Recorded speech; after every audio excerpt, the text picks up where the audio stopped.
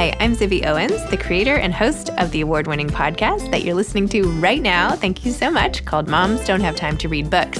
It is a daily podcast, 365 days a year, and each day we talk to an author about all of the things related to their career, their book, their life, and more in 30 minutes or less, because who has time?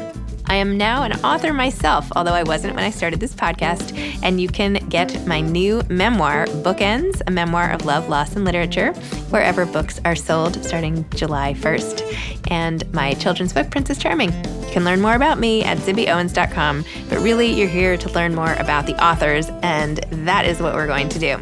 Also, be sure to check out all the other podcasts in the Zcast Podcast Network. You can learn more at zcastnetwork.com and definitely check out those shows as well.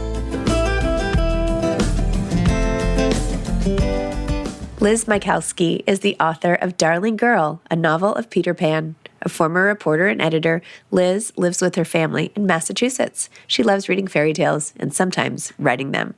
Welcome, Liz. Thank you so much for coming on Moms Don't Have Time to Read Books to discuss Darling Girl. Thank you very much for having me. I'm very excited to be here. I'm excited to have you. Your novel was so special and unique and beautifully written and evocative and just delightful. It was really, really great and so creative. So anyway, I just wanted to get that out from the beginning. Thank you. Thank you. I'm squeeing over here. Thank you. Tell listeners more about what it's about. And then I want to hear how you thought of all of this. Like, how did you structure it? How did you come up with the ideas? And how do I get some of this beautiful cream of my own?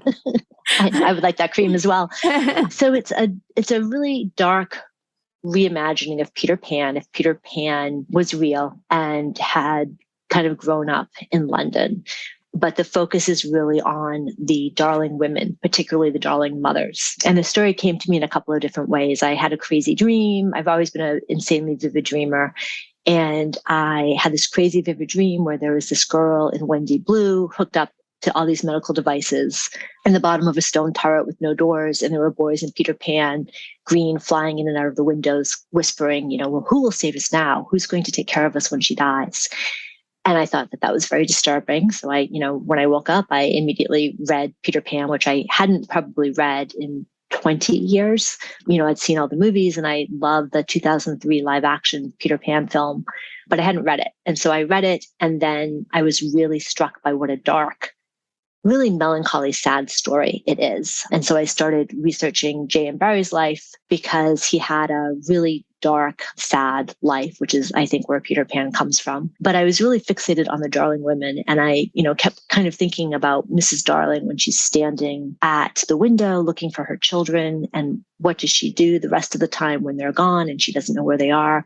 But also, how hard is it for her when Peter Pan comes back? Because at the end of the original Peter Pan, he comes back in the spring to take Wendy on spring cleaning trips because, she's a girl and that's all, girls are really good for in Neverland. And how hard it must have been for Mrs. Darling to let her go again and again and again, but also what it was like for Wendy, because J.M. Barrie writes that when Wendy grows too old, her daughter takes over going to Neverland and cleaning for him. And so Wendy's standing at the window watching her daughter leave. And what does she feel? Does she feel, excitement? Is she happy for her daughter? Is she nervous? Is she sad? Is she envious? And so I was just really thinking about that. So I wrote the book. I gave it to a really good friend of mine and said, could you take a look at it? Tell me what you think. She looked at it. And when she took it, she said, what's it about? And I said, it's about Peter Pan. And I think I titled it something like that, like the other Peter Pan in the title page. And she gave it back like 3 weeks later and said, here. And I said, well, what did you think? And she said, it's not about Peter Pan. And I was like, it's totally about Peter Pan. It says it's about Peter Pan. Peter Pan is all over this. And she said, no, it's not about Peter Pan. Take it home and figure it out. So I said what you always are supposed to say to people who read your work for free, which is, thank you so much. And I took it home and I said really nasty, unpleasant things about her and stuck it, on my desk and then read it again 3 weeks later. And I was, oh, crap. And I did not say crap. She's right. And it's not about Peter Pan. It's about motherhood. And it's about my daughter being in high school and getting ready to leave for college. And how hard it is to let someone go that you love so much, even if you know it's the right thing, and how hard it is after parenting them for 18 or 19 years and trying to keep them safe to have to open them up and let them go out into the world. Oh, it makes me want to cry just hearing your description. Because it's so true. It's like, even if the kids can theoretically fly, right, and fly away, it doesn't mean you don't feel the loss. So Right. It's the only job where if you do it well and everything works out, because sometimes even if you do it well, it doesn't always work out. But if those two things align, it's the only job where there's planned obsolescence, where you literally are putting yourself out of a job. Some say, though, that the job of being a mother is never done. Well, that's true, but it changes. It really does. My pediatrician has 4 kids who are all theoretically out of the house. And she's like, there's like basically not a night where someone's not coming over or asking for laundry or coming to visit, So I don't know. I feel like maybe it's not quite as clean a break as perhaps it used to be, but. No, but there's really something different, and I have I hope, pray I have a good relationship with my kids, and, that my daughter actually came home last weekend as a surprise, which thrilled me. But there's something really different because when they're little, you are the center of their world. And then as they grow up, you become the sidekick. Mm-hmm. So you don't get to go on all the adventures. You get to hear about some of the adventures. You don't hear about all the adventures, but you don't have that central role anymore. And that can be really hard. That's true. That's very true. Part of this book, and you already alluded to sort of the darkness of the original Peter Pan, but there's a lot of pain in the book. There's an accident around which things center and how you root the family. And this is Wendy's granddaughter, and she is in a horrible car. Can I say, this isn't a plot spoiler, it's right in the beginning, but she's in a horrible accident up front where she loses her husband and one of her twins and has a leg injury for the rest of her life. And magically her son Jack heals, and it follows her and Jack and what it means to sort of be left behind, the two of them, and then dealing with all of that pain herself, the pain of that loss. And I mean, you go into like her love affair with her husband from the beginning and how she fell in love, and then this other, I won't give that away, but this other subplot of trying to find something else that has been lost suddenly. I'll just leave it at that. But there's repeated references to this crash because it's such a defining moment for her, of course, right? Tell me about putting that in as a device to tell the story, and why have her go through all this pain and loss, right? Especially right up front. Well, I think that, it's kind of a metaphor in some ways for adulthood and for life. And to me, Holly, which is Wendy's granddaughter, she comes across in the beginning as this very cold, controlling, buttoned down person. And she wants it her way, and she wants everything lined up, and she wants everybody protected and, tucked in and everything else. And she wasn't always like that. If you look at the scenes with her husband when she's meeting him, she is this free-spirited, loving person who does things she would kill her son for. I mean, she gets in the car, it's before cell phones because they're older. She gets in the car with this boy she doesn't know and knows nothing about, and drives, a couple of hours with him to London in a sports car. And, she would kill her son for doing that. And they wind up, buying this house kind of on a whim, and she would never do that now. And I kind of was thinking that as parents, and moms in particular, we're not the person we were when we were 16, 17, 18, 20. For most of us, by the time we have kids, we've lived a life, and things have happened that have changed us in a way we never, ever could have foreseen. But, moms are people too. And it's one of the interesting things to me about relationships with your children is even if they see you as a person, they don't necessarily see you as the person that you are, that you see yourself as. And they don't have access to all of those life experiences that have shaped you. So they never really get to know you in a way that your friends do who have been with you for a long time. And I was thinking about that a lot. I was thinking about how that is kind of one of the losses of motherhood, because you gain all these wonderful things, but oftentimes, not always, but oftentimes you lose parts of yourself too. And there are things that you can't share with your kids about why you are the way you are. Or even if you do share it, it's not something that they can necessarily understand. So what do you feel your kids don't know about you? Or that's a piece of you that you have lost? I think that before I had kids, I was much more adventurous I had horses. I thought nothing about, I remember going out on a cross country course with a friend of mine, and I had a beautiful, huge, huge horse who, would pretty much willingly jump anything I put in front of him. I jumped way above my pay grade a lot of times because of that horse. And I remember riding with him, and I remember she was older, and she said something like, she said, "Are you nervous about this course?" And I was like, a little bit. She said something along the lines of, just wait till you have kids, and then you're not nervous about jumping for you. You're nervous about jumping for them. And I had no idea what she was talking about. And I had kids, probably 4 or 5 years later. And I was like, I remember the first time I went out to jump, and I was like, this may not be the best idea in my life, because I've got somebody at home who's depending on me. And I wound up, riding dressage for a little while after that. And then, when my last horse died, I kind of stopped. And I didn't stop just because of that, but just because of having kids. There were other factors too. But, I think about some of the things that I did. And my kids, I think, see me as a very, like I'm always like, hold hands when you cross the street. Yeah. You keep the little ones on the inside and all that stuff. And they just kind of roll their eyes. And I don't think that they'll ever see that part of me, because I think it's kind of gone now. Interesting. How about you? I feel actually like they see me now pretty clearly, but not before. I feel like most of the pieces of me are still that they see. Like I'm very open, whereas I wasn't as much even with my littler kids. I was like, I'm going to be in my mom role. And now I'm just like, hey, you guys, check out this email, or come see what I'm doing. Or like I'm very much involving them as if they're grown-ups more. I don't know how to say that, but I don't know. It's an interesting question. I don't feel like I've lost that many good things. I feel like I've gotten better. I feel like things have improved a little bit for me, but I don't know. I could be wrong. I'll have to ask my best friends about it. You depicted Jack as such a typical teenager in some ways, and of course, in other ways, not at all. But even when he cuts school and has a party, and his sullenness, and how Holly punishes him by making him like come to London with her and all of that. And I really think you captured the total unpredictability of the teenage brain. And even how you had the shopkeeper say like, oh, I have a teenager too. Like I totally get what you're going through. I know the signs, or something that she said like that.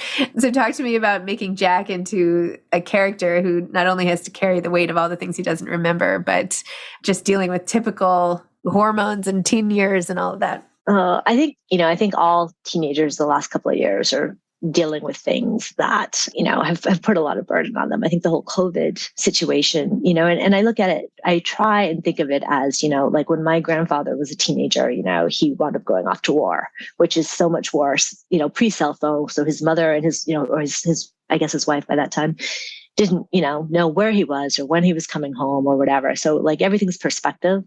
But having said that, COVID was really tough and put a lot of pressure on a lot of teens everywhere, and, not being able to see your friends during, really important social development times, missing out on things that you may have looked forward to for 4 years, like graduation, proms, things like that, being stuck at home all the time with your parents is really tough. And I think that teenagers in general today just face so much more than they did when I was a kid, even leaving COVID out of it.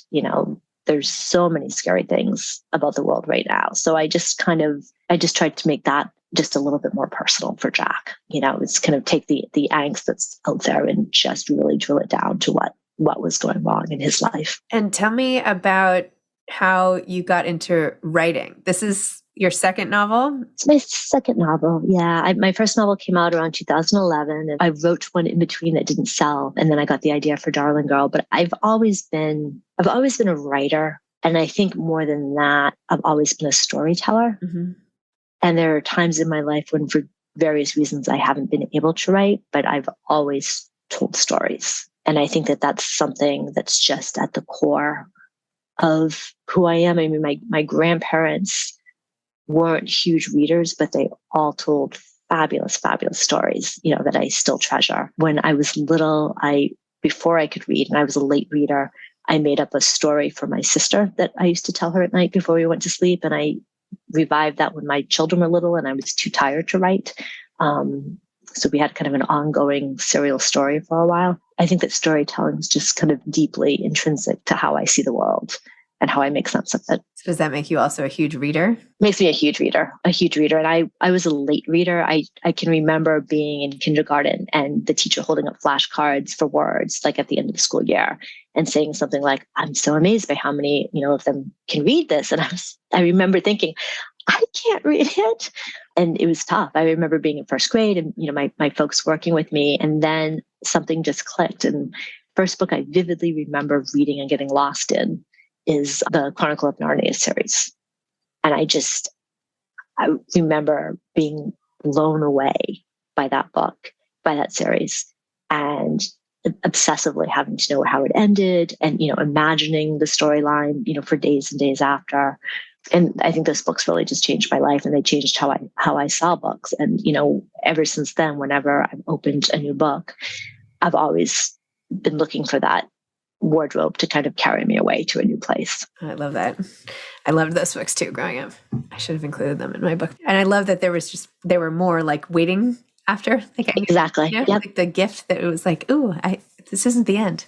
It's like the first series, like binging a series now on TV or something like that. The equivalent excitement. I referenced the cream just to close that loop for anybody who was wondering why I was referencing a cream when we first started chatting.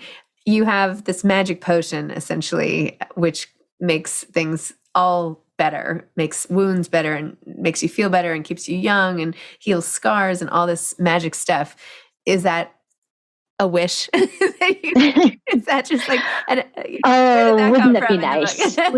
Wouldn't that be nice? Well, I was thinking about when I started, I was, as I said, I was thinking about the Darling women and how they essentially aged out of the job of mother of Peter Pan, that once they actually got to be the age to be a mother, he didn't want them anymore. And I was thinking about the, pressure in society, for women to always look young. And so I started researching it, and I probably was like the last person in the world who has not watched a Kim Kardashian show, but I found out about vampire facials, which is when they take blood and they microneedle your face and they put your platelets on it, and it's supposed to give you kind of this rosy glow.